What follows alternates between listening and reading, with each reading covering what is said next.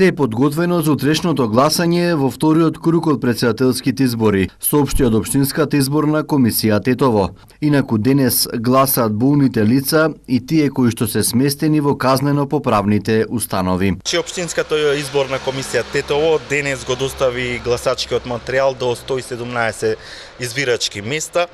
Денес право на глас го остваруваат лица кои издржуваат казна затвор, како и болни и немочни лица.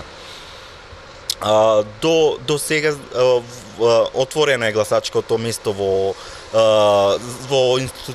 затворот и до сега тече најнормално. Како е процесот кај болните лица? Колку има пријавени? Во првиот круг беа пријавени 14 барања стигнаа до Општинската изборна комисија и сите беа прифатени. За вториот круг има само плюс уште едно барање. И тоа е прифатено и тоа се реализира, гласање во текот на денот се реализира од страна на избирачките одбори. Најверојатно утре се очекува да гласањето тече во фер и демократска атмосфера. Материјалот е пристигнат? Да, материјалот е пристигнат и очекуваме во утрешниот ден да помине во најдобар ред. Во општина Боговиње пак своето право на глас може да го оствара 27.501 гласач во 38 избирачки места. Во Желино има запишано 23.501 гласач во 35 избирачки места. Во Теарце во избирачкиот список има 21.116 гласачи, запишани во 30 избирачки места. Во општина Брвеници има 15.268 гласачи, кои се распоредени во 24 избирачки места, а во општина Егуновце, каде има 27 избирачки места, своето право на глас утре може да го оствара 10.171 гласач. Денес, еден ден пред вториот круг од претседателските избори 2019-та, своето право на глас го остваруваат затворениците, лицата во домашен притвор, внатрешно раселени и болни и немокни лица. Според информациите од претседателот на Општинската изборна комисија на Гостивар, Мустафа Муслиу, на подрачјето на општина Гостивар денес гласаат 20 болни и изнемоштени лица, кои претходно побарале и им било одобрено да го остварат правото на глас во домашни услови. Во избирачкиот список на општина Гостивар запишани се 79.493 граѓани со право на глас, а има 121 избирачко место. Од Општинската изборна комисија на Маврово и Ростуше информираа дека на подрачјето на оваа општина денес гласаат 17 болни и немокни лица. Вкупната бројка на избирачи изнесува 9886 и тие се распределени на 39 избирачки места. Во општина Врапчиште на ден пред изборите, правото на глас го користат 11 лица, од кои 6 болни и изнемоштени и 5 притвореници. На избирачкиот список на оваа општина има 25.599 избирачи во вкупно 39 избирачки места. Општинските изборни комисии од трите општини во поширокиот гостиварски регион соопштија дека се е подготвено за спроведување на изборниот процес утре и дека се обезбедени сите услови изборите да се одвиваат непречено.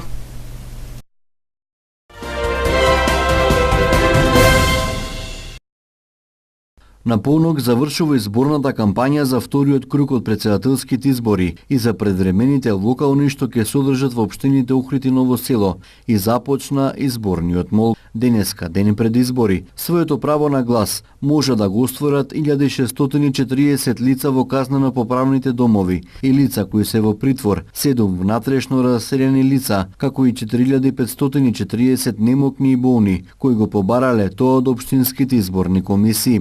Внатрешно раселените лица гласат во прифателиштата каде што се сместени, болните и немокните лица во нивните домови, а избирачите кои на денот на гласањето се наоѓаат на издржување куќен притвор, гласаат во местото каде што ја издржуваат мерката. Гласањето и денеска и утре на денот на изборите почнува во 7 и ќе трае до 19 часот.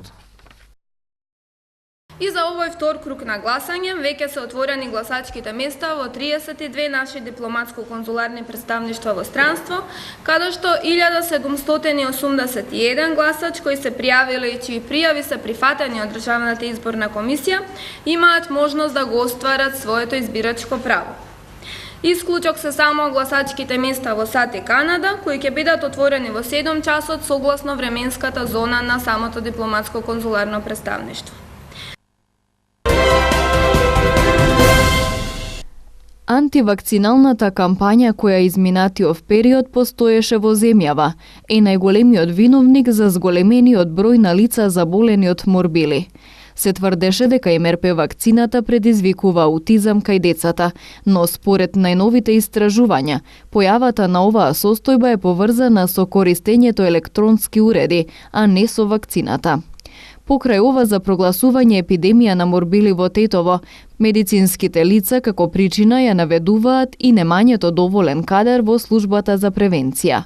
До ова дојде заради од прости причини, бидејќи знаеме дека во Македонија веќе еден подолг период од која се одвои превентивата од куративата, бројот на превентивни тимови, односно бројот на медицинскиот кадар кој е потребен за сето тоа да се реализира од година во година се намалуваше, така да се доведовме, иако на тоа за тоа беше укажувано на Министерството за здравство, но за жал сите оние кои беа на власт некако нема слух. Министерството имаше слух, тие застанува на нашата страна и поднесува барање до властите, но секогаш Министерството за финансии беше тоа што не одобруваше нови вработувања, со цел сето тоа што било планирано да се реализира во на мера како што беше планирано. Тоа е еден дел од причините до кои дојде до оваа ситуација. Имавме ние случаи кога одредени деца беа поканувани за вакцинација со морбили, уредно не доваѓаа. Дали тие беа иселени, дали имало промена на местото каде што живеат, за кое, за жал, од страна на голем број на родители, значи тие промени кои ќе се направат, не сме известени, властите во Македонија не превзедоа по ригорозни мерки за, значи, тоа недоаѓање да се санкционира.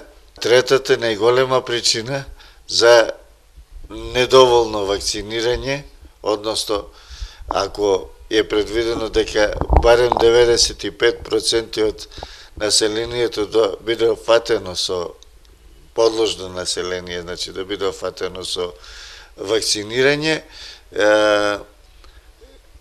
сепак голем дел на родители, за жал, значи што морам да го посочам, не веќе наместо да се консултира со соодветните служби кои се најкомпетентни, значи за да кажат за важноста за вакцината и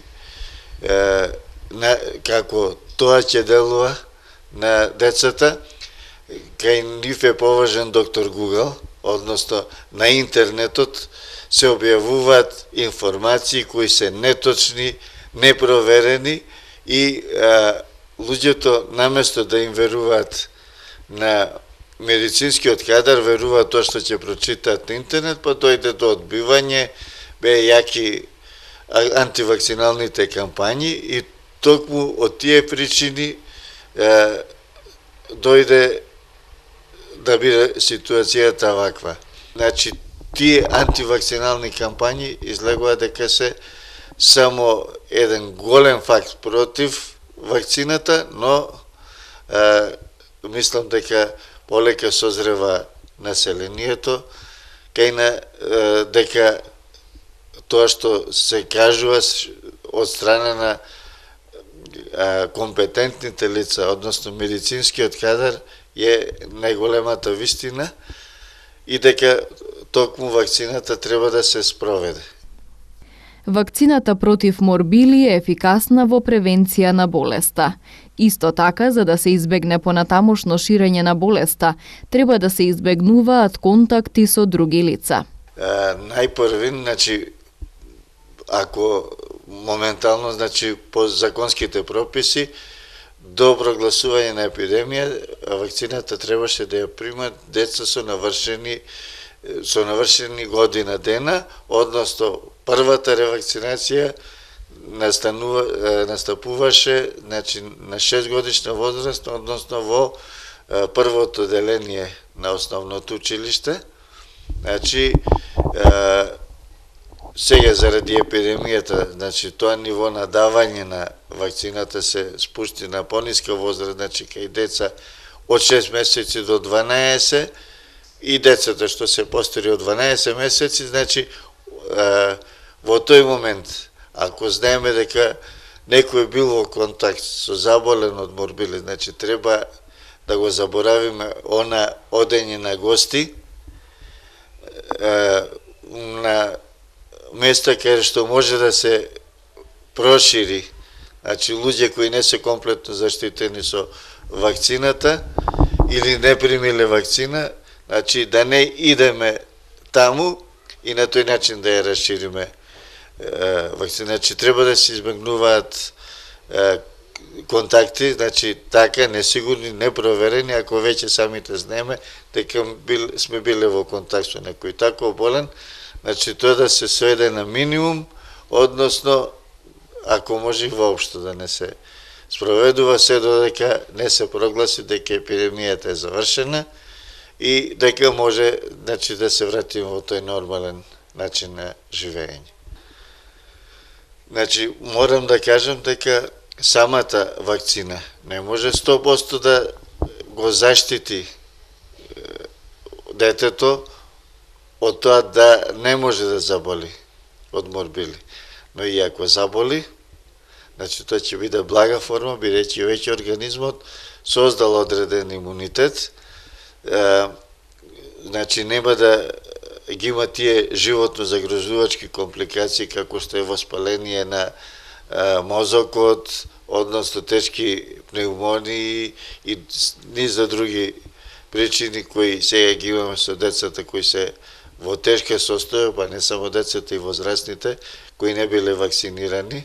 Тетово е трет град по бројот на заболени, по Скопје и Куманово.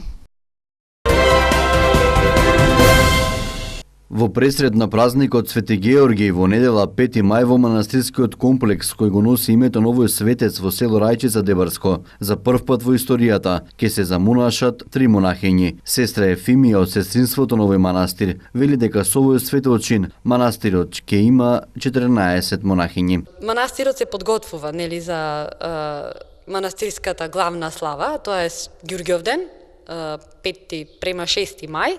Интересно е тоа што никогаш во историјата на овој манастир не се има случајно наеднаш да се замонашат 3 кандидатки. Значи, тоа е една прекрасна вест и прекрасна новост. Во недела навечер 3 од нашите кандидатки ќе примат монашки чин, рече сестра Ефимија. Манастирот Свети Георги изграден во 1835 година на стари темели од духовен храм кој потекнува од 16 век. Значи, црквата во која што сега стоиме потекнува од 1835 година, но е градена врз темели на постара црква од 16 век и е посветена на Свети Георги Победоносец. Истата е живописана во периодот помеѓу 1840 и 1852 година од повеќе автори, значи се работи за учители и ученици. Горе во куполата во византиски стил цртале Даниил и Михаил, кои биле учители на нашиот добро познат и најмаркантен автор на 19 век Дичо Зограф. Значи додека тие цртале, тој го купувал, го учел занаетот од нив. Така што под куполата во просторот на нартексот и во олтарниот простор цртал Дичо Зограф. Стиловите се малку различни, но се ова што може да се види овде, целиот живопис е сочуван во оригинал. Значи нема никаква реставрација, никакво ретуширање правено на фреските. И така, значи, манастирот функционирал како метох на Бигорскиот манастир од 1835 па наваму и служел за потребите на Бигорски манастир. Значи, Во 19-тиот век морам да кажам дека во Бигорски функционирало келино училиште и затоа економските потреби биле навистина поголеми и затоа овој манастир служел како економски дел од Бигорски, бидејќи на местото на сегашното Вештачко езеро, Деварското езеро, Бигорски манастир имал свој имот и тука било засадено се со лозија. Значи сме имале маслинови насади во Елбасан и така натаму. Така монасите од Бигорски доаѓале, односно живееле тука, оние кои што се занимавале околу лозието, вршеле послушание околу лозието, во оваа црква нели ги извршувале богослужбите, живееле во конаците кои што биле на истото место каде се наоѓаат возобновените и така натаму. И така било некаде така било се до 1940 година некаде до негде околу Втората светска војна, кога заради воените дејствија, подоцна и комунистичката пропаганда, монаси во нашите манастири повеќе не можеле да обстанат. Монаштвото всушност не можело да обстани. Ситуацијата била навистина страшна. На нашата јавност добро е познато што се случувало со Бигорскиот манастир, како и со овој манастир во Рајчица. Се до доаѓањето на нашиот игумен, отец Партенит, а тоа било во 1995 година, кога тој се зафаќа со возобновување на монашкиот живот и објектите во кои што живееле монасите, во кои што сега всушност живееме. Така прво се зафатил со обнова на Бигорски манастир и во 1999 година почнува да го возобновува и светилиштево на Свети Ѓорги. Возобновата завршува во 2001 година, од кога веќе почнува монашкиот живот под духовно раководство на Бигорскиот манастир. До сега моментално сме 11 сестри, пред повеќе од 2 години бевме малку повеќе, но 6 од нашите сестри испративме, нели со благослов на Дебрско-Кичевскиот митрополит Тимотеј, испративме во манастирот Пречиста во Кичево, каде повторно е возобновен монашкиот живот после упокојувањето на претходната игуманија Матијагнија. Специфичен е по својот духовен живот во него, а од 2003 година ова светилиште е дом за дел од моштите на Свети Георги, кои се донесени од православен храм од Атина. Во Скопје во тек се последните подготовки за посета на папата Франциско на 7 мај. Се уредуваат локациите каде тој ќе престојува, а поделени се и билетите за присуство на светата литургија на плоштадот во главниот град. Според најавите, во вторни поглаварот на Римокатоличката црква ќе пристигне на аеродромот во Скопје, пошто ќе ја посети претседателската вила на Водно, каде ќе одржи официјална церемонија и негово обраќање, а потоа ќе има средба со верските лидери во спомен куќата на Мајка Тереза.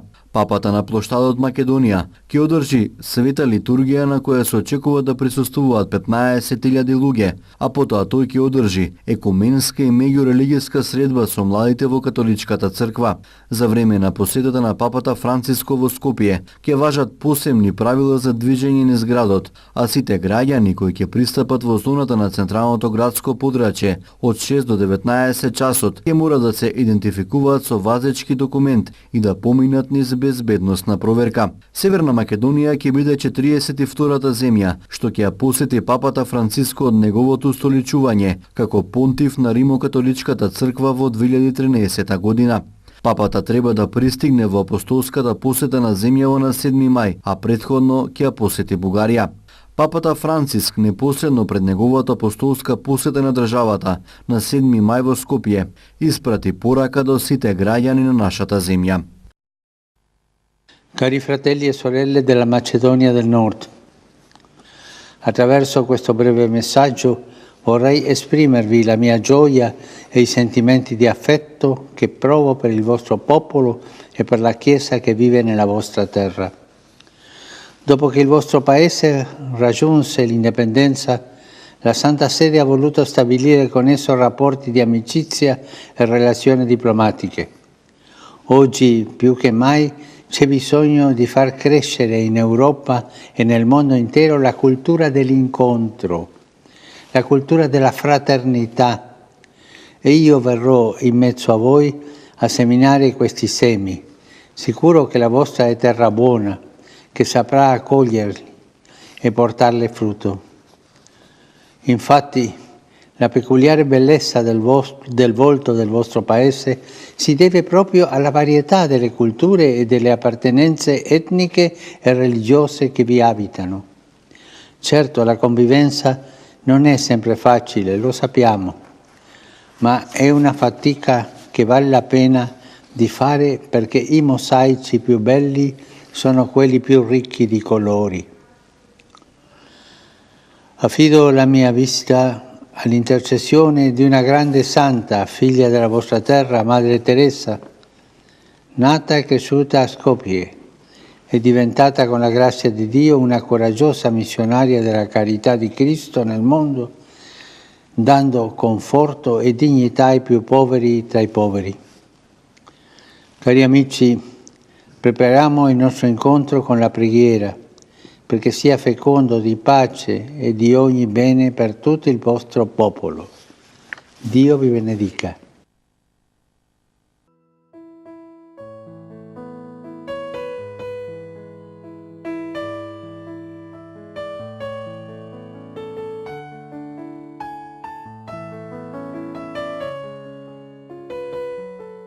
Времето денеска беше облачно со умерена во источните делови од земјата со повремено засилен ветер од јужен правец. Кон крајот на денот во западните, во текот на ноќта и во останатите делови од земјата ќе има врнежи од дожд, локално проследени со грмежи. Температурите се движат од 7 до 21 степен.